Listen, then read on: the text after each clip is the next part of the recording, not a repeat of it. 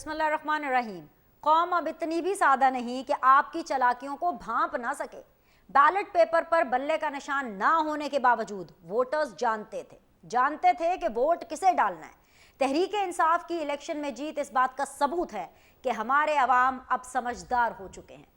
जैसे आंख ओझल पहाड़ ओझल वाला फॉर्मूला पीटीआई के लिए कारगर साबित नहीं हुआ, बिल्कुल वैसे ही पीपल्स पार्टी की तर्ज सियासत भी अब अवाम समझ चुके हैं। पीपल्स पार्टी एक तरफ जहां काबीना में शामिल ना होकर के आइंदा हुकूमत का बोझ उठाने को तैयार नजर नहीं आ रही, वहीं सदारत समेत तमाम आईनी ओहदे समेट कर हुक्मरानी के सारे मजे लूटने में सबसे आगे है। बादियों नजर में पीपल्स पार्टी एक टिकट में दो मजे लेना चाहती है। हुकूमती बेंचेस पर बैठकर वो हुक्मरान भी होंगे और काबीना में शामिल ना होकर जब दिल चाहे ऑपोजिशन का किरदार भी भरपूर तरीके से अदा करेंगे। इन सियासी चालाकियों में ना पीपल्स पार्टी को एक बात जरूर याद रखनी चाहिए कि आगे जाकर आप जो चाहे मर्जी कहें, मगर आपके वोटों से बनने वाली इस शहबाज सरकार का बोझ आपके कंधों पर बराबर होगा। वजारतें लें या ना लें, नाकामी या कामयाबी दोनों जमातों की मुश्तरका होगी। सच मुश्तरका से याद आया कि कल रात बिलावल भुट्टो एक मुश्तरका प्रेस कॉन्फ्रेंस में उसी शहबाज शरीफ को वजीर आजम नामजद कर रहे थे जिन्हें कल तक वो अपनी इंतखाबी मुहिम में मनाजरे का चैलेंज दिया करते थे। सियासत का करिश्मा देखिए, अब ना कोई मनाजरा रहा ना कोई मवाजना। परसों के दोस्त कल दुश्मन हुए और कल के दुश्मन आज फिर दोस्त हो गए। हमारी सियासत यही है जिसका जवाब ये घड़ा जाता है कि सियासत में कुछ भी हरफ़े आखिर रही।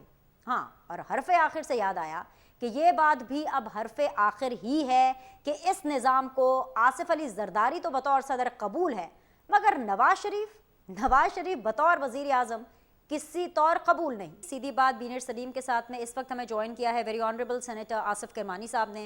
रहनुमा हैं पीएमएलएन के, इनफैक्ट सीनियर रहनुमा हैं पीएमएलएन के। उनसे आज हम बात करने की कोशिश करते हैं, कुछ जवाब जानने की हम कोशिश करते हैं। किरमानी साहब बहुत बहुत शुक्रिया सर वक्त देने के लिए। सर, जमहूरियत में फ़ैसले दिन दिहाड़े होते हैं, आधी रात को तो नहीं होते, लेकिन मुझे आप लोगों का कुछ तरीका समझ में नहीं आया। पोलिंग जब ख़त्म हुई, जिस दिन पोलिंग डे था, उस दिन आधी रात को बल्कि शाम को ही मियाँ साहब जो हैं टिकट चल रहे थे कि 188 छोड़ करके रायबंद चले गए। आप लोगों की जितनी भी मीडिया टीम थी वो पूरी रात उन्होंने अपनी नींद पूरी की। उन्होंने उस दिन 9 to 5 टाइप अपनी जॉब की, और वो काम जो असल में दिन दिहाड़े होने चाहिए थे, जैसे कि कल आधी रात का फैसला कि ये वज़ीर आज़म है, ये सदर है, वो आधी रात को हो रहे हैं। ये किस तरह की जमहूरियत है जो हमें आप सिखाना और पढ़ाना चाह रहे हैं? बिस्मिल्लाहिर्रहमानिर्रहीम। शुक्रिया बिनिश बीबी। ये ऐसी ही जमहूरियत है जैसी पाकिस्तान में हमेशा रही है, और जिसको दीगर अल्फाज में हम कह सकते हैं कंट्रोल डेमोक्रेसी। जहां तक आपकी इस बात का है जवाब के जो आपने सवाल फरमाया कि वो चले गए या जो भी, जाहिर है एक इलेक्शन जो होता है वो बड़ी टायरसम, थका देने वाला एक अमल होता है। और चूंकि उस वक्त तक रिजल्ट भी आपने देखा कि बड़े आराम से आ रहे थे और रुक रुक कर आ रहे थे, तो रिजल्ट तो पूरे आए नहीं थे, तो मियाँ साहब जाहिर है वो फिर क्या वहां बैठ के करते, तो इसलिए वो चले गए।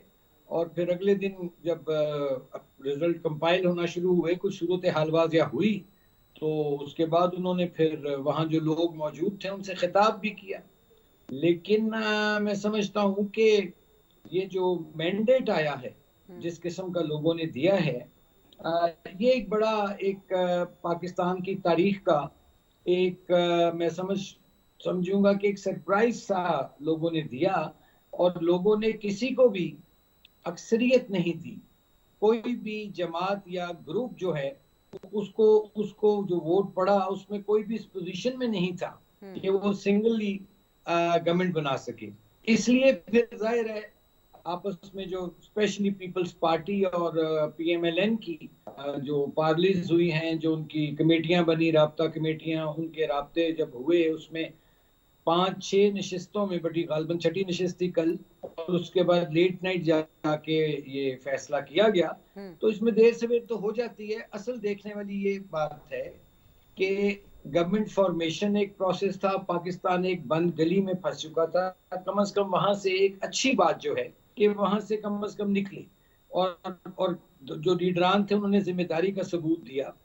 अब असल जो चैलेंज है वो सामने जो है वो ये है कि पाकिस्तान सियासत तो हो गई, इंतखाबी मुहिम भी खत्म हो गई, रिजल्ट भी आ गया, चले इसमें 19-20 का कल को फर्क हो जाएगा कि 2 सीटें किसी और को मिल जाएंगी, किसी की 2 निकल जाएंगी। लेकिन हमें जिन अवामिल पर अब बिनिश बीबी सोचना है, और ये it applies to all political parties, कि हमने जिन लोगों से डिस्कनेक्ट अपने आप को रखा था, अब हमें उसको उसको उसके साथ अपना कनेक्शन जो सा है वो बहाल करना पड़ेगा, या उनके साथ उस कनेक्शन को हमें इस्तवार करना पड़ेगा। मेरी मुराद जो यूथ है पाकिस्तान का, स्पेशली मिडिल क्लास का एजुकेटेड यूथ जो जॉबलेस भी है, और उस यूथ ने, मैं समझता हूं कि इस इलेक्शन में उनका बहुत प्रोमिनेंट रोल था। और खवातीन, ऐसी खवातीन जो कई लोगों ने मुझसे बात की जिन्होंने कहा हम वोट नहीं देना चाह रहे थे किसी को भी, लेकिन कुछ ऐसे अवामिल हुए इलेक्शन से कुछ दिन पहले कि उन्होंने भी अपनी खफगी के इजहार के तौर पर जाके वोट डाला। तो अब जो हो गया नहीं, वो एक मिनट संजय साहब, दो चीज़ें ना। एक तो आपने कहा कि अवाम का मैंडेट, क्या ये वाकई अवाम का मैंडेट है? क्योंकि अगर मैं पीटीआई की बातें करूं, या अब तो खैर वो सुन्नी इत्तेहाद हो गई ना, तो मैं सुन्नी इत्तेहाद काउंसिल बोल देती हूँ। अगर मैं सुन्नी इत्तेहाद काउंसिल की बात करूँ तो वो कह रहे हैं कि जी हमारी तो 180 सीट्स हैं। अगर मैं आप लोग की बात करूँ तो आपके लिए बड़ा एक आई ओपनर होना चाहिए कि ब्रांड नवाज शरीफ अब ब्रांड नहीं रहे हैं, क्योंकि ब्रांड होते तो मानसेरा से भी ना वो हारते, उनको जीतना चाहिए था। यास्मिन राशिद वाली भी जो मुकाबला है NA-130 का, वो भी मशकूक है सर। और मैं समझ सकती हूँ कि टीवी के ऊपर आप जो भी बयानियाँ रखिए अंडर द पार्टी डिसिप्लिन, आपको भी पता है कि जो मैं बात कर रही हूँ वो कहीं ना कहीं आपका भी वही सवाल होगा, लेकिन आप इस वक्त जवाब देने की पोजीशन में है सर। तो अगर ये वाकई अवाम का मैंडेट है तो सर आपको नहीं लगता कि वो जिस यूथ की अभी आप मुझसे बात कर रहे थे, अवाम की कनेक्ट की बात कर रहे थे, वो कहीं ना कहीं PMLN ने मिस की है? PMLN has missed the bus sir. बिल्कुल, मैं आपसे इससे ये नहीं कि इत्तेफाक नहीं करूंगा, ये भी एक बहुत बड़ा फैक्टर है, लेकिन इससे भी एक बड़ा फैक्टर था जिस पर तवज्जो देनी चाहिए। सिर्फ यूथ की बात नहीं मैं अब करूंगा, यूथ का तो एक मेजर रोल था और है और रहेगा।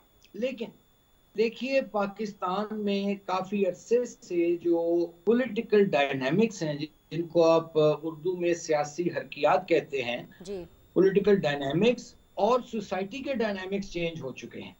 अनफॉर्चुनेटली हमने उनको समझने में या समझे नहीं हमने, या हमने उनको समझने में बहुत देर कर दी, और उसका रिजल्ट ये निकला जो आप फरमा रही हैं कि हम तो ये तवक्को किए बैठे थे, क्योंकि नवाज शरीफ को मैं आज भी समझता हूँ कि नवाज शरीफ जो हैं वो पाकिस्तान के सबसे सीजन तजुर्बाकार एक स्टेट्समैन बन चुके हैं। बिल्कुल, और लेकिन मैं समझता हूँ कि जो इलेक्शन का रिजल्ट आया उसमें हमारी भी कुछ कोताहियां शामिल थी। मसलन एक तो मंशूर का देर से आना, देखे ना, आपके हाथ में कोई नैरेटिव तो हमारे पास एज सच नहीं था। एक मईशत का नैरेटिव है, माशी नैरेटिव नवाज शरीफ का, जो हमेशा जिसने डिलीवर किया, चाहे 2013 से 17 हो या उससे पहले भी। इस दफा क्या हुआ कि जो मंशूर था वो इलेक्शनों से 10 दिन पहले आया। अब कुछ लोग ऐसे भी होते हैं, जरूरी नहीं है कि सारे जज्बात की राह में बह जाते हैं, बड़े कुछ लोग जो होते हैं मैच्योर लोग, वो उस मंशूर को पढ़ते हैं और फिर अपनी राय कायम करते हैं। एक तो वो टाइम कम मिला। नंबर 2 कि मियां साहब के आने से जो हमारा उम्मीदवार था वो भी ढीला पड़ गया। उसने कहा मियां साहब आ गए हैं, चलो बस अब तो वोट पड़ेगा, चूंकि वोट बैंक तो नवाज शरीफ का है, और तो किसी उम्मीदवार का कोई वोट बैंक कहीं एग्जिस्ट ही नहीं करता। लेकिन अपने तौर पर उनको corner meetings, door to door जो कैंपेन करनी चाहिए थी, मैं समझता हूं कि उन्होंने उस जोश और जज्बे से नहीं की। 2, तीसरी बात ये है कि मियां साहब ने, अगर आप याद हो तो माजी के जितने भी इलेक्शन मैंने उनके कोऑर्डिनेट किए, उनको असिस्ट किए, मैं एक मिसाल दे देता हूँ, ज्यादा नहीं, बाकी भी है मेरे पास, कि 2013 में आप निकाल के देखिएगा आर्काइव्स में कि नवाज शरीफ साहब ने एक दिन में 3-3, 4-4, बल्कि एक दफा 5 भी जलसे होंगे कहीं आपको मिलेंगे जिससे उन्होंने खिताब किया, और टोटल जो उनके जलसों की तादाद थी 2013 में वो को 30-40 के करीब में जाती है। एक ये भी प्रॉब्लम हुई कि नवाज शरीफ साहब, क्योंकि लोग तो नवाज शरीफ को देखना चाहते थे, वो उसका वोट बैंक है, लेकिन नवाज शरीफ साहब सर का ये उतना एक भी प्रॉब्लम नहीं हुई। क़त्ल कलामी की माफ़ी चाहती हूँ, मैं आपका तसलसल को ज़रा ब्रेक कर रही हूँ। ये ही मेजर प्रॉब्लम थी कि लोग नवाज शरीफ को देखना चाहते थे, लेकिन नवाज शरीफ को कम दिखाया गया, शहबाज शरीफ और मरीम नवाज को ज़्यादा दिखाया गया। सर ये तो एक लिस्ट है, ये तो पूरी लिस्ट मेरे ख्याल से पार्टी को भी अंदर बैठ के देखनी चाहिए। मैं आपसे ये जानना चाहती हूँ, ज़रा मुख्तसर बात करें क्योंकि और भी मैंने बहुत सी बातें आपसे करनी है। क्या पार्टी भी ये रियलाइज़ कर रही है कि चूक हुई है, मीडिया स्ट्रैटेजी में चूक हुई है, इलेक्शन कैंपेनिंग में चूक हुई है, मंशूर में चूक हुई है, या ये सिर्फ सेनेटर आसिफ किरमानी साहब को लग रहा है, या मेरे साथ खुरम दस्तगीर साहब ने ऑन रिकॉर्ड आकर बात की थी उनको ये लग रहा है, सिर्फ वही लोग जो मुझसे ऑन रिकॉर्ड आकर के बात कर रहे हैं टीवी पर उनको ये लग रहा है, कि आपको लगता है? ज़रा कुछ अंदर की खबर बताएं कि पार्टी भी ये रियलाइज़ कर रही है कि उसको एक रीवैम्प करने की ज़रूरत है। देखें, कुछ लोग रियलाइज तो सब कर रहे हैं, लेकिन कुछ लोगों में हिम्मत होती है, वो आकर अपनी गलतियों का एतराफ़ करते हैं और उससे अपनी इस्लाह करते हैं जी।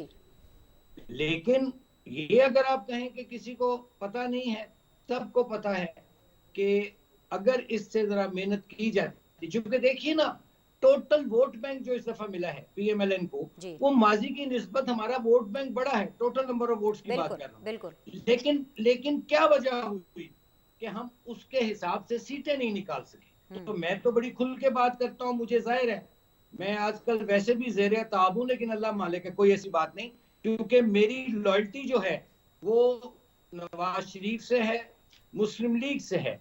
बाकी कोई जो भी समझता है, अच्छा समझे बुरा समझे, मैं सेनेटर साहब आप यकीन जानिए, मेरे अल्फाज को आप समझिए कि आप ज़ेरे ताब नहीं है। वो जो कल एक ताली बजाई है ना आसिफ अली जरदारी साहब ने प्रेस कॉन्फ्रेंस के दरमियान, और उस प्रेस कॉन्फ्रेंस में उन्होंने कहा है कि here is my Prince charming, Bilawal Bhutto को इंट्रोड्यूस करा के, and here is my brother, मेरा भाई शहबाज शरीफ। और उसके बाद जब उन्होंने ताली बजाई है ना सर, वो ताली जिन लोगों के लिए बजी है, जिनकी मौजूदगी में बजी है, मेरे अल्फाज ले लीजिए, बाकी अल्लाह मियाँ को बेहतर पता है कि वो लोग ज़ेरे अताब हैं। आप बच गए हैं सर, आप सेनेट में हैं। ये जो लोग हुकूमत बना रहे हैं ना, और ये जो लोग आपके जो वज़ीर आज़म बन रहे हैं सर, मुझे नहीं पता कि आप उस ताली को कैसे मिस कर गए। आप कल शहबाज शरीफ साहब की बातों के ऊपर क्यों नहीं बात कर रहे हैं? क्योंकि उन्होंने सिर्फ अपनी बात की कि मेरे सदर आसिफ अली जरदारी साहब कह रहे हैं जी मेरे जो वज़ीर आज़म है वो शहबाज शरीफ।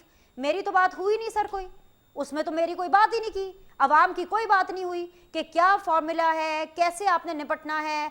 मुझे तो ये लग रहा है कि जो तासुर है ना आप लोगों का कि Noon League is desperate, I have to use this word senator साहब, कि Noon League is desperate to make the government, इस तासुर को आप कैसे जाहिर करेंगे? देखिए बीबी, मैं फिर वही अर्ज करूंगा कि अभी आपके जो फरमाया आपने, I think it's a bit premature. अभी तो देखिए, कल तक ये तय नहीं हो पा रहा था, कल रात से पहले तक कोई हुकूमत बनाने को तैयार नहीं था, कोई भी आगे बढ़ने को तैयार नहीं था। लेकिन कम से कम मैं इसमें सिल्वर लाइनिंग ये देखता हूँ कि जो पाकिस्तान एक बंद गली में फंस चुका था, उसको कम से कम एक चैलेंज था। आगे आईएमएफ का एक आपके पास प्रोग्राम में जाना है आपने, गुर्बत है, महंगाई है, बेरोजगारी है, जॉबलेस यूथ है। तो अगर मैं समझता हूं कि ये कल जो हुआ, देर आए दुरुस्त आए, एक कम से कम सिमत की तरफ कदम तो बढ़ा है, हमने पहला स्टेप तो लिया है। हाँ, ये अच्छी बात है। जहां तक आपकी बात है कि उन्होंने कोई प्रोग्राम नहीं दिया, ये प्रोग्राम कोई इकोनॉमिक मैनिफेस्टो वाली तो थी नहीं, या रोड मैप वाली कोई ब्रीफिंग थी नहीं, ये तो एक एलामिया था भी कि हम लोग मिलकर हुकूमत बनाने जा रहे हैं। हाँ, अब इस हुकूमत को मैं तो 100 दिन दूंगा, ये मेरी पार्टी भी इसमें शामिल है, क्योंकि ये भी एक डेमोक्रेटिक नॉर्म है कि जो भी नई गवर्नमेंट आती है उसका एक हनीमून पीरियड होता है। ये 100 दिन में, अब आप देखिए, अगर 100 दिन में भी कोई इकोनॉमिक रोड मैप नहीं दिया जाता तो फिर आपका जो सवाल है ये जायज होगा। बस आप ये दुआ कीजिए सर कि आपने तो 100 दिन दिए अपनी टीम को, मैं भी 100 दिन दे दूंगी अपने वजीर आजम को और अपनी काबीना को, लेकिन जो ट्रेयरी बेंचेस पर जो लोग बैठे हैं ना, अल्लाह करे कि वो एक दूसरे को 100 दिन जरूर दे दें, कोई ना कोई डिमांड रखने से पहले। Let's hope for the best. मुझे एक छोटा सा ब्रेक लेना है सर, और ये जो फिर आप बात कर रहे हैं ना कि कल तक कोई हुकूमत बनाना नहीं चाह रहा था, इसके ऊपर मैं मजीद थोड़ा सा बात करना चाहूंगी इस ब्रेक के बाद। एक छोटा सा ब्रेक, विल बी बैक।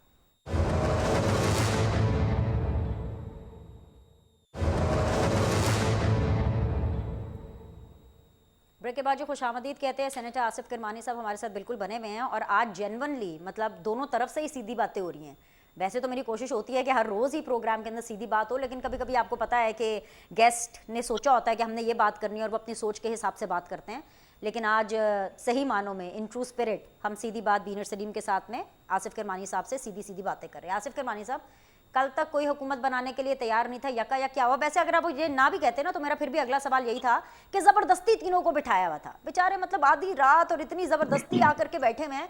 क्या हुआ? मतलब कोई बैरूनी हाथ में आया, कोई नवाज शरीफ साहब ने कोई मरी से फ़ोन किया, कोई इंस्ट्रक्शंस आई, कहीं और से कहीं कोई इंस्ट्रक्शंस आई, किसने मनाया कि यकायक सबने कहा कि चलो जी अभी फ़ौरन प्रेस कॉन्फ्रेंस? क्योंकि रात को 11 बजे ये खबर आई कि आधे घंटे के बाद एक प्रेस कॉन्फ्रेंस होने वाली है और एग्जैक्टली 40 मिनट के बाद प्रेस कॉन्फ्रेंस हो गई। फैसला कैसे हुआ?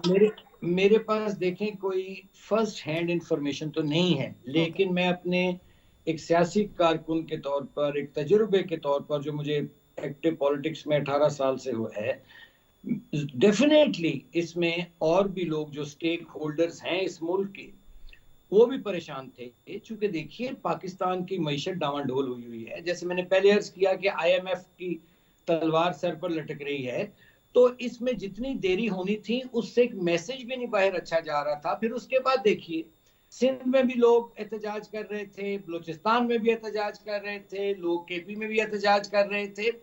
तो इतनी सारी एक अफरा तफरी और केओस के अंदर ये सियासी लीडरशिप्स का भी इम्तिहान था। लेकिन मैं समझता हूं कि इसमें डेफिनेटली अगर किसी ने उनको इस आमादा किया कि भाई नहीं, इट्स हाई टाइम ना हो कि आप लोग बैठें और बैठ के इस मुल्क को इस गर्दाब से निकालें बाहर, तो वो मैं समझता हूं कि ये कोई बुरी बात नहीं थी। ये पाकिस्तान के लिए बेहतर हुआ है कि इसमें और देरी होती तो हमें और भी नुकसान हो सकता था। लेकिन अब इसमें असल चीज वही आ जाती है कि देखिए हुकूमत भी बन जाएगी जैसी तैसी भी, वजारतें भी तकसीम हो जाएंगी जैसी तैसी, लेकिन अगर मैं आज ये आपके प्रोग्राम में कह के जा रहा हूं, अगर इस गवर्नमेंट ने जो इस पाकिस्तान के रियल इश्यूज हैं, जो मैंने पहले अर्ज किया, गुर्बत, महंगाई, बेरोजगारी और जॉबलेस मिडिल क्लास का यूथ, अगर आपने उनके लिए कोई प्रोग्राम ना दिया तो मेरी आज बात लिख लीजिए, ना सिर्फ अवाम का और इन लोगों का जिनका मैंने जिक्र किया इनका जमहूरियत से एतमाद उठेगा, बल्कि अगर कल को जब कोई इलेक्शन होगा तो आप देखिएगा इससे भी मुनकसिम मैंडेट आएगा। क्योंकि ऑलरेडी देखिए जितनी जमातें हैं इस वक्त, अनफॉर्चुनेटली वो एक विफाक से सुकड़ कर वो सूबों में चली गई हैं। मसलन सिंध में एक पीपल्स पार्टी महदूद हो गई, बलूचिस्तान के अपने डायनामिक्स हैं, KP में एक जमात अक्सरियत में आ गई, और पंजाब में PMLN। कहने का मेरा ये मकसद है कि ये एक जमाना था कि ये वफाकी जमातें कहलाती थी, चाहे वो पीपल्स पार्टी हो, चाहे वो मुस्लिम लीग नून हो। मुस्लिम लीग नून ने भी चारों सूबों में एक जमाना था हुकूमत बनाई, हमारे लियाकत अली जतोई, उसके बाद वो गौस अली शाह रहे सिंध में। इसी तरह बलूचिस्तान में 2013 में सनाउल्लाह ज़हरी और कॉमपर्स के साथ मिलकर हमने हुकूमत बनाई। इधर KP में पीर साबिर शाह, सरदार मेहताब रहे, और पंजाब तो था ही बिलोंग टू नवाज शरीफ। लेकिन ये भी सोचने वाली बात है कि क्या वजह है, वो क्या वजूहात हैं जिनकी वजह से मुस्लिम लीग जो पाकिस्तान की खालिक जमात है, जो चारों सूबों में हुकूमत बनाती थी, जहां नवाज शरीफ 2/3 मेजॉरिटी लेकर आते थे, ये आज हम सिंगल लार्जेस्ट पार्टी हैं। सेनेटर साहब बाहर नहीं निकलते, 180 एज तक आते हैं रायबंद से, उसके बाद वापस रायबंद चले जाते हैं। अब आज की मैं बात करती हूँ, एक मिनट सेनेटर साहब, मुझे कंप्लीट करने दे सर, मुझे प्लीज कंप्लीट करने दे, मैं आपकी बिल्कुल बात सुनूंगी। मेरा ये टॉपिक नहीं है, मैंने आपसे इसका जवाब भी नहीं लेना, लेकिन मैं सिर्फ आपसे एक एग्जांपल शेयर कर रही हूँ कि आज मरियम नवाज साहिबा ने, जो कि अपनी पार्टी की तरफ से, अभी सूबे की तरफ से उनकी नॉमिनेशन नहीं हुई है, अपनी पार्टी की तरफ से वो ऐसे चीफ मिनिस्टर नॉमिनेट हैं, उन्होंने अपनी पार्लिमानी कमेटी का इजलास बुलाया, वो भी रायबंद में जाती उम्रा में बुला लिया। भाई 180 एक ऑफिस है, वहां बुला लेते, किसी न्यूट्रल ग्राउंड पे बाहर नहीं निकलना। लेकिन सर मुझे ज़्यादा इंटरेस्ट इस चीज़ में है कि आप हैं नवाज शरीफ साहब के साथ राब्ते में, नवाज शरीफ साहब किधर है, अभी मरी में हैं कि कहाँ हैं? मतलब कल अगर प्रेस कॉन्फ्रेंस में आ जाते, उस प्रेस कॉन्फ्रेंस में नहीं आना था तो वैसे एक प्रेस से मीट कर लें, प्रेस उनको देखना चाहता है, मीडिया उनसे सुनना चाहता है कि क्या चल रहा है। आए, एक उन्होंने इलेक्शन लड़ा और उसके बाद गायब हो गए। मतलब मुझे तो समझ नहीं आ रही कि वेयर इज नवाज शरीफ साहब। अगर आसिफ अली जरदारी साहब इस मुल्क के दूसरी दफा सदर बन सकते हैं तो क्या नवाज शरीफ साहब की विद इन द पार्टी या आउटसाइड द पार्टी क्या कबूलियत के ऊपर कोई सवालिया निशान है सर? Not at all. मेरी एक बात आज आप लिख लीजिए और कहीं संभाल कर रख लीजिए हम्म। कि मुस्लिम लीग नून नाम है नवाज शरीफ का। अगर मुस्लिम लीग नून में से नवाज शरीफ हट जाते हैं तो यकीन कीजिए कि ये पूरे का पूरा स्ट्रक्चर धड़ाम से नीचे आ गिरेगा। लेकिन मैं समझता हूं कि चूंकि मियां साहब नहीं तवक्को कर रहे थे कि इस किस्म का मैंडेट स्प्लिट आएगा, और मियां साहब ने कभी भी, मेरा ये उनके साथ साल हर साल उनको असिस्ट करने का तजुर्बा है, कि हमेशा वो फरमाया करते थे कि भाई किसी जमात को भी आप लोग वोट दें लेकिन मैंडेट क्लियर होना चाहिए। ये मखलूत हुकूमतें डिलीवर नहीं कर पाती, ये बैसाखियों पर खड़ी होती हैं, इनको इधर कोई खींचता है कोई उधर खींचता है। और इसकी मिसाल आप देखिए कि जब पीडीएम की जो गवर्नमेंट बनी, अगर हम उसको एक क्रेडिट दे दें कि जी डिफॉल्ट से वो ले आए मुल्क को बाहर, तो लेकिन जितनी महंगाई हुई, गुर्बत, बेरोजगारी हुई, वो उसकी रिफ्लेक्शन फिर इलेक्शन के रिजल्ट्स में भी आई। तो नवाज शरीफ साहब का पास कभी भी उन्होंने मखलूत हुकूमतों का तजुर्बा नहीं किया, उनके वज़ीर आज़म मखलूत हुकूमतों के नहीं रहे। मैं यही अपनी बात कर रहा था जो नामुकम्मल रह गई, कि नवाज शरीफ साहब 1990 में आए क्लियर मेजोरिटी के साथ। जी। उसके बाद मियां साहब को जब दोबारा जलावतनी के बाद जब दोबारा आपकी पंजाब में गवर्नमेंट बनी, उसके बाद 1997 में 2/3 मेजोरिटी के साथ वो शख्स आता है। फिर 2013 में उसको अक्सरियत वाजिया मिलती है, 18 में आप जीते होते हैं, आपको हरा दिया जाता है। तो मैं समझता हूं कि ये नवाज शरीफ साहब के साथ जो एक सिस्टम ने ज्यादती की, मैं ये समझता हूं कि एक अच्छे वाला सिस्टम चल रहा था 2013 से 17 तक। एक शख्स को खामखा, आई डोंट नो व्हाई, कि नवाज शरीफ साहब को इस आजमाइश से, ह्यूमिलिएशन से गुजारा गया। एक झूठे केसों में उनको यहाँ सामने करने पड़े। तो उसका नतीजा फिर जो निकला, जाहिर है उसमें मियां साहब जो 4 साल अपने सेहत के इश्यूज थे उनके रहे, during the jail and after the jail जब लंदन भी गए, तो जो उनकी एक्शंस थी मैं समझता हूं उससे भी पार्टी जौन सी थी उसको थोड़ा सा काफी नो डाउट नुकसान पहुंचा। सेनेटर साहब के मियां नवाज शरीफ साहब के साथ ज्यादती हुई, उन्हें साजिश के तहत निकाला गया, no doubt about it sir. लेकिन आखिरी सवाल मैंने करना है, तो सर मैं आपसे एक बड़ा ऑनेस्ट सा क्वेश्चन पूछूंगी क्योंकि आवाम ये जानना चाहती है।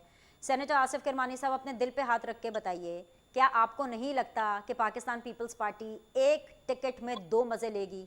वो ट्रायरी बेंचेस पर भी बैठेगी, आइनी ओहदे भी इंजॉय करेगी, और जैसे ही उनका कोई काम रुकेगा, कोई उनको बात पसंद नहीं आएगी, उन्होंने कोई अपना काम करवाना होगा या जो भी ऊंच नीच होगी, तो वो उसी टाइम पर ऑपोजिशन का किरदार भी अदा करेगी। आपको नहीं लगता कि प्राइम मिनिस्टर हाउस से ज़्यादा, प्राइम मिनिस्टर ऑफिस से ज़्यादा जो ऐवान सदर है वो ज़्यादा पावरफुल और हैपनिंग होने वाला है सर?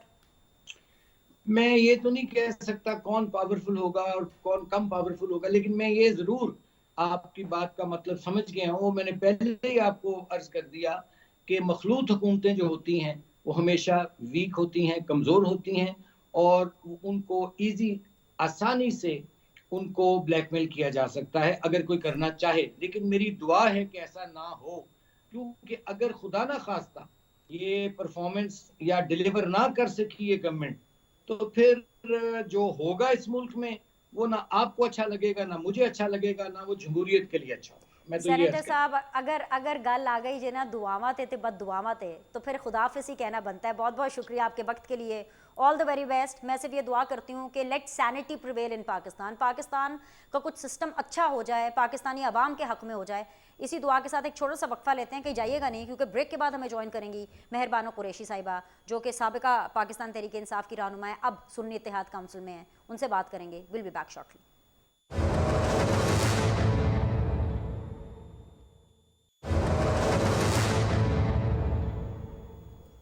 ब्रेक के बाद जी आप लोग को खुश आमदीद कहते हैं, और इस वक्त सीधी बात बीनर सलीम के साथ में हमें ज्वाइन किया है वेरी ऑनरेबल मेहरबानो कुरैशी साहब ने, पाकिस्तान तहरीक इंसाफ को रिप्रेजेंट कर रही हैं।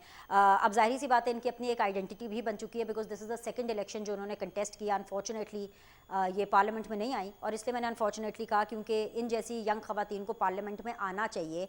मगर महर, एक तो शुक्रिया बहुत बहुत वक्त देने के लिए। मुझे लग रहा है कि आप लोग तो जीत कर के भी हार गए हैं, क्योंकि कल एक प्रेस कॉन्फ्रेंस हुई और उसमें हमें बताया गया कि पाकिस्तान का जो सदर होने वाले हैं वो आसिफ अली जरदारी साहब हैं, और जो हमारे वज़ीर आज़म होने वाले हैं, आपके भी मेरे भी हम सबके पूरे पाकिस्तानियों के, वो शहबाज शरीफ होने वाले हैं। अच्छा, सिर्फ यही नहीं बल्कि गवर्नर्स कौन कौन होंगे, इसके अलावा वो जो स्पीकर हैं वो कौन होंगे, जो सेनेट के चेयरमैन हैं वो कौन होंगे, मतलब ऑलमोस्ट एक रफ आइडिया दे दिया गया है।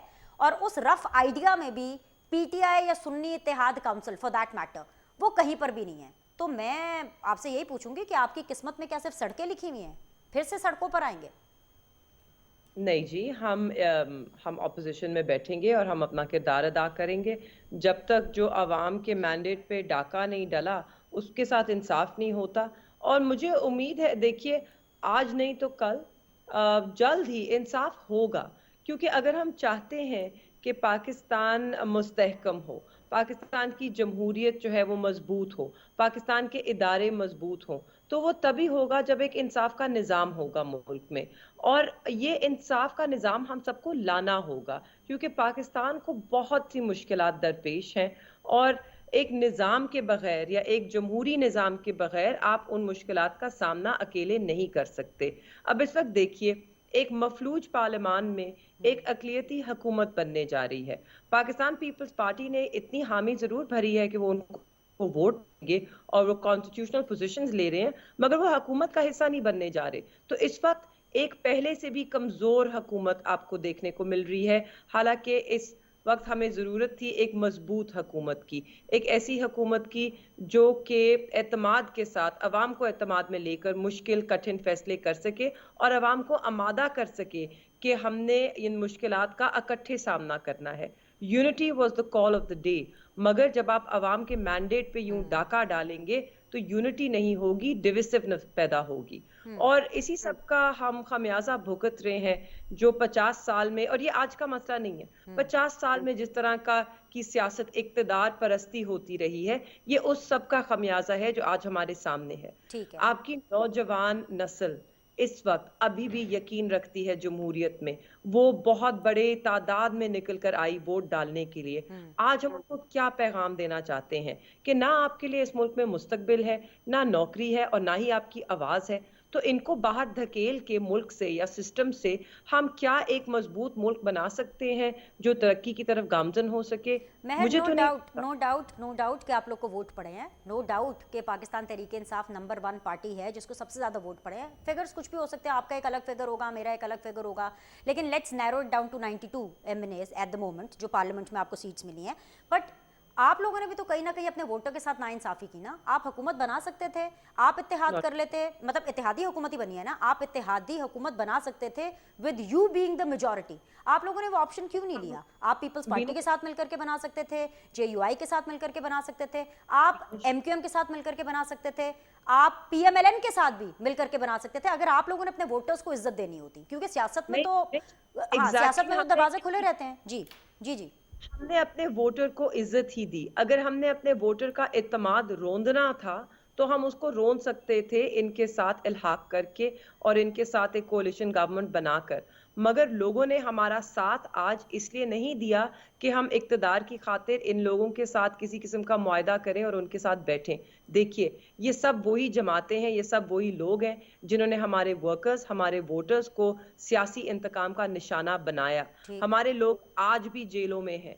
हमारी जिस तरह कैंपेन में लोगों पर तशद्दुद हुआ और जिस तरह लोगों को धमकाया गया, हरासा किया गया, गिरफ्तार किया गया, तो अगर हम इनके साथ बैठते इक्तदार की खातिर तो हम अपने वोटर की ही बेइज्जती कर रहे होते, उनको इज्जत नहीं दे रहे होते और ना हमें पजीराई मिलती ये सब करके। आपको पता है, खान साहब ने पहले भी बोला हुकूमत जाने के बाद कि अगर आइंदा या अगर 2018 दोबारा आता, उन्होंने कहा मैं कभी हुकूमत ना बनाता, हम कभी एक कमजोर हुकूमत नहीं बनाएंगे, क्योंकि हमारा जो विजन है पाकिस्तान के लिए, जो हमारा नजरिया है, हम उस पर पूरे उतर ही नहीं सकते इस बंदर बाट के बीच। हम आएंगे तो अवाम की एतमाद के साथ आएंगे और अवाम की पासदारी करने आएंगे, अवाम की रहनुमाई करने आएंगे, अवाम की आवाज बनने आएंगे। अवाम की आवाज इन PDM2 को नहीं चाहती। इसलिए आप देख सकते हैं बिलावल भुट्टो साहब ने क्या कैंपेन की पूरे इलेक्शन में। क्या वो लोगों के पास गए, अपनी 16 महीने की हुकूमत की कारकर्दगी की बात की? नहीं, उन्होंने अपने आप को उस हुकूमत से दूर रखा। उन्होंने कोई जिम्मेदारी नहीं ली उस 16 महीने की, बल्कि उन्होंने तो पीएमएलएन के ऊपर वार किए। आज फिर उनके साथ बैठे हैं, तो अपने वोटर के साथ नाइंसाफी वो कर रहे हैं। हम तो आज भी अपने वोटर के साथ इंसाफ कर रहे हैं, और हमारा वोटर हमारे साथ खड़ा है। वो हमें ये कह रहा है कि मुझे आपने मेहरबानो, मुझे पर्सनली आपसे बात करके बहुत अच्छा लग रहा है, क्योंकि एक पढ़ी लिखी खातून, एक वो खातून जिनको सियासत का नो हाउ है, वो एक इलेक्शन प्रोसेस का हिस्सा बनी है। अनफॉर्चुनेटली आप नहीं जीत सकी, आप नहीं हुकूमत बना सकी, लेकिन कहीं ना कहीं ये जो भी आपने बात की कि आप लोगों ने अपने वोटर को इज्जत दी है और हुकूमत ना बना करके, उनके साथ इत्तेहाद ना करके, एक इत्तेहादी हुकूमत में ना जा करके आपने इज्जत दी है, कहीं ना कहीं आपके इसी रवैये को अनडेमोक्रेटिक टैग किया जा रहा है। ये एक तासुर है। अच्छा, अलाउ मी टू कंप्लीट, मैं बिल्कुल आपका जवाब सुनूंगी, just allow me to complete. एक तासुर है और बहुत स्ट्रांग ये तासुर है कि जो पाकिस्तान तहरीक इंसाफ है उनका अभी भी वो इन्वर्टेड कॉमर्स में कहते हैं ना, एक फितना बिहेवियर है। वो बिहेवियर कि आप लोग जो है इलेक्शन कमीशन से भी लड़े हुए हैं, आप जो है जुडिशरी के ऊपर भी जो है वो तंज के तीर बरसाते हैं, आप आर्मी के साथ भी आपका 36 का आंकड़ा चल रहा है, इस्टेब्लिशमेंट के साथ भी आपके कुछ अच्छे ताल्लुकात नहीं चल रहे, पॉलिटिकल पार्टीज जो बाकी आपके जो कॉलीग्स हैं उनके साथ तो आपकी बिल्कुल ही नहीं बनती है, वो तो आपने बता दी। ये कब तक आपका ये जो मुज़ाहमती बिहेवियर है या अनडेमोक्रेटिक बिहेवियर जिसको ये कहा जाता है, ये कब तक रहने वाला है? अगर ये रहने वाला है तो आप तो इस तरह पार्लियामान में कभी नहीं आ सकेंगे। देखिए, लेट्स डिफाइन डेमोक्रेसी फर्स्ट। अगर आप हमारा बिहेवियर तो है डेमोक्रेटिक, जो कि अवाम जो हमें मैंडेट दे रहा है, जिस बयानिए पे वोट दे रहा है, हम उसकी पासदारी कर रहे हैं, उसको डेमोक्रेसी कहते हैं। डेमोक्रेसी इसको नहीं कहते कि आप लोगों को एक और बयानिया बेचें वोट लेने के लिए, और उनके वोट लेकर आप उसके बरअक्स इक़दाम लें। आप सिर्फ हुकूमत या इक़्तिदार के पीछे बैठें और समझौते करें। अब पाकिस्तान का मसला क्या है कि 50 सालों से यही बंदरबाट होता रहा, यही मुकमुका की सियासत, यही समझौते होते रहे, और वो पाकिस्तान को कहां लेकर आए, इस नहज पे। आज पाकिस्तान की जो नौजवान नस्ल है, वो पाकिस्तान तहरीक इंसाफ की तरफ क्यों अट्रैक्ट होती है, या उसके साथ क्यों चल रही है, या उनका इतना वो क्यों अपना मुस्तकबिल पाकिस्तान तहरीक इंसाफ में देखते हैं? इसलिए क्योंकि वो इस सारी सियासत से, इस मुकमुका की जमहूरियत और इस मिट्टी पाओ जमहूरियत में से कहूंगी, इससे तंग आ गए हैं। दे बड़ी वांट अच्छी अ बात की। चेंज। और बड़ी अच्छी आपने बात की है। तंग आ गए हैं, तंग आ गए हैं, बिल्कुल तंग आ गए मेहरबानो साहिबा। लेकिन आप लोगों ने भी तो एक मैरिज ऑफ कन्वीनियंस ही की है ना। सुन्नी इत्तेहाद काउंसिल को मजबूरी में आप लोगों ने ज्वाइन किया ताकि आपको वो सीट्स मिल सके, वो जो रिजर्व सीट्स हैं। बट अब Sunni Ittehad Council is not a party जिसके लोग समझते हैं कि इन्होंने इनके एक तो मैंडेट पे डाका डाला है, या ये इसके जिम्मेदार हैं इस हालात के मुल्क के। और जहां तक जुडिशरी की बात है, जी हमने जुडिशरी पे कभी तंज नहीं किया। जुडिशरी ने हमारे खिलाफ नाइंसाफी की, या कोई फैसले इस तरह होंगे जो हमें लगे गलत है, हमने फिर भी उनका एहतराम किया। एक जमात है इस मुल्क में जो आज भी बैठ के जजेस के ऊपर तनकीद करती है, उनके खिलाफ बयानियां बनाती है और प्रोपेगेंडा कैंपेन्स चलाती है। वो जमात जो है वो गैर जमहूरी है। उनके ना अंदर जमहूरियत है, ना उनके अंदर कोई जमहूरी सोच पाई जाती है। देखिए, आप पाकिस्तान तहरीक इंसाफ पर तंज बड़ा कर सकते हैं, मगर पाकिस्तान तहरीक इंसाफ एक जमात पैदा ही तब हुई जब इन दो जमातों में लोगों को नहीं अपना मुस्तकबिल नजर आया, इसलिए लोग हमारे साथ जुड़े। आज अगर हम उनकी उन सेंटिमेंट्स की इज्जत करें, ठीक है, तो बनता नहीं है कि हम एक इत्तेहादी बट हुकूमत माय बनाएं। Point is मेहरबानो, my point is कि सुन्नी इत्तेहाद काउंसिल के जो अपने हैं, उन्होंने भी एक ही सीट है वैसे तो, वो भी आज़ाद हैसियत में। तो अगर लोगों ने सुन्नी इत्तेहाद काउंसिल को पसंद किया होता, डिस्पाइट द फैक्ट कि उन्होंने आपको नुकसान पहुंचाया, उन्होंने पीटीआई को नुकसान पहुंचाया, नहीं पहुंचाया, उन्होंने किसी और पार्टी को नुकसान पहुंचाया, that party itself is not good for itself. क्योंकि द पॉइंट इज कि अगर उनको लोगों ने पसंद किया होता तो उनको वोट पड़ते हैं ना। अब आप उसमें शामिल हो रहे 27 सीटों के लिए। My question to you is कि अगर वो आपको वो 27 रिजर्व सीट्स भी ना मिली तो ये तो अगेन घाटे का सौदा हो जाएगा। और एक तरफ आप लोग ये अनाउंसमेंट कर रहे हैं कि आप सुन्नी इत्तेहाद काउंसिल का हिस्सा, all those members who have won the election. दूसरी तरफ आप ये कह रहे हैं 15 दिनों के अंदर आप इंटर पार्टी इलेक्शन कराएंगे, उसके बाद अपना निशान वापस लेने की कोशिश करेंगे, और एक तरफ आपका वो भी फॉर्मेट चल रहा है। तो आवाम को तो आपने कंफ्यूज कर दिया। आपने मुझे कंफ्यूज कर दिया, तो आवाम तो कंफ्यूज होगी ना। देखिए, मुश्किल सूरत हाल है। हम उस मुश्किल सूरत हाल में जो बेहतर फैसले हमें लगते हैं, जिससे हम अपनी जमात को, अपने जो इलेक्टेड मेंबर्स हैं और अपने वोटर्स को महफूज रख सकते हैं, हम वो करें। हमारी पहली जिम्मेदारी है अपने वोटर्स के लिए, और इसलिए आज हम अगर फॉर्म 45 लेकर फिर रहे हैं या उसकी बात करें या इलेक्शन कमीशन के बाहर खड़े हैं, वो सीटों के लिए नहीं है, वो अवाम के मैंडेट के लिए है। जो अवाम के वोट का तकद्दुस इस वक्त पामाल हुआ है, उसकी बहाली के लिए हम लड़ रहे हैं। और मेरे ख्याल में इस सबसे जमहूरियत मजबूत होगी, कमजोर नहीं होगी। अगर जमहूरियत ने इन इत्तेहादी हुकूमतों से और इस मुकमुका की सियासत से मजबूत होना होता तो आज तक तो बहुत मजबूत होती, मगर नहीं है। इन्होंने चार्टर ऑफ डेमोक्रेसी एक ज़माने में साइन किया था, किस लिए? कि ये सिविलियन जो पॉलिटिकल पार्टीज हैं उनको मजबूत करें, मगर आज तो ये सब मुआहदे कर रहे हैं किसी दबाव के नीचे। मुझे नहीं मालूम, इनको बेहतर मालूम होगा, मगर किस तरह नताइज तब्दील हुए रात के अंधेरे में, उस पर भी बहुत बड़ा सवालिया निशान है। देखिए, जमहूरियत अवाम से होती है, अवाम के वोट से होती है, अवाम के मैंडेट पे डाका डाल के उसको आप जमहूरियत बिल्कुल, नहीं कहते। इलेक्शंस के ऊपर तो रिजर्वेशंस है। I have to go for a break, लेकिन बस मुझे इतना बता दीजिए कि आपको मैं नेक्स्ट टाइम अपने शो में एज अ पीटीआई इंट्रोड्यूस करूं या as Sunni Ittehad Council member, like what is your personal status और हमारा द तो स्टेटस ऑफ फायदा द हुआ पीपल है। Who are a part of PTI, लेकिन उन्होंने इलेक्शन कंटेस्ट किया लेकिन वो हार गए। तो अभी मुझे ज़रा ये प्लीज़ समझा दीजिए फॉर फ्यूचर। आर आइडेंटिटी, हमारी जो शनाख्त है वो हमेशा पाकिस्तान तहरीक इंसाफ होगी। हम पार्लियामान में अगर एक जमात के साथ इत्तेहाद करें या उसके साथ इल्हाक कर रहे हैं, उसकी जो वजूहात हैं वो यही है कि हम अपने वोटर और अपने कैंडिडेट्स को महफूज रखना अच्छी बात है। चाहते चले हैं। मेहरबानो, वक्त कम है, बहुत बहुत शुक्रिया आपके वक्त का, लेकिन आपने अभी मुझे ये कंफ्यूज कर दिया, क्योंकि अगली दफ़ा जब आप इंशाल्लाह मेरे शो पर आएंगी मैं आपको इंट्रोड्यूस करूंगी एस पीटीआई, लेकिन आप ये- पार्लियामान के अंदर जो सुन्नी इत्तेहाद काउंसिल वाले जो भी पॉलिसी अपना रहे हैं, टफ ऑपोजिशन कर रहे हैं या ठंडी ऑपोजिशन कर रहे हैं, आप उसके ऊपर कॉमेंट करेंगे। तो अगेन ये कन्फ्यूजन की स्टेट तो बरकरार है, but thank you very much for your valuable time. Hope to see you soon next time on my show. एक छोटा सा ब्रेक लेते हैं, ब्रेक के बाद जाइएगा नहीं, क्योंकि हमें सुन्नी इत्तेहाद काउंसिल के साहबजादा हामिद रजा साहब ज्वाइन कर रहे हैं। उनके लिए बहुत बड़ा दिन है। मैं समझती हूँ कि इन पूरे इलेक्शंस में अगर किसी ने गेन किया है तो वो सुन्नी इत्तेहाद काउंसिल है, क्योंकि उनकी पार्टी तो ना सिर्फ पक्की हुई बल्कि मजबूत हो गई है। बात करते हैं इस ब्रेक के बाद।